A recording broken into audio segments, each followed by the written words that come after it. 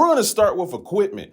Let me be the first to tell you that you do not need that really big camera with the satellite lens, body harness, and optional C3PO. No, the goal is to spend the least and get the most, which means it's time to look around at what we all have access to.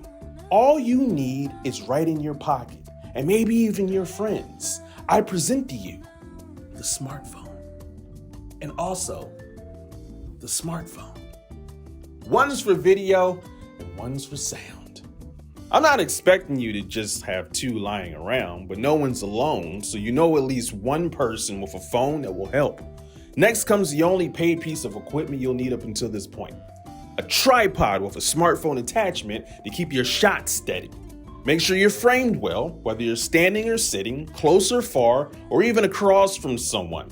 And the second phone, turn it on for the voice recorder and decide where to place it with the mic aimed towards you. Whether in a blazer pocket, on the table or desk in front of you, or in your hand like a White House press reporter. But remember, make sure the mic is aimed towards you.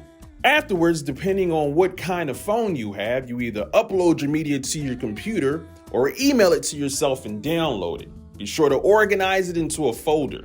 From there is a simple snip job in one of a few ways. You can either use one of those free programs that tend to come with your computer, download my fave, Premiere Pro, for about $20.99 a month if you go annual. And then there are other platforms like Fiverr.com where you can find a really affordable editor that can knock it out for you.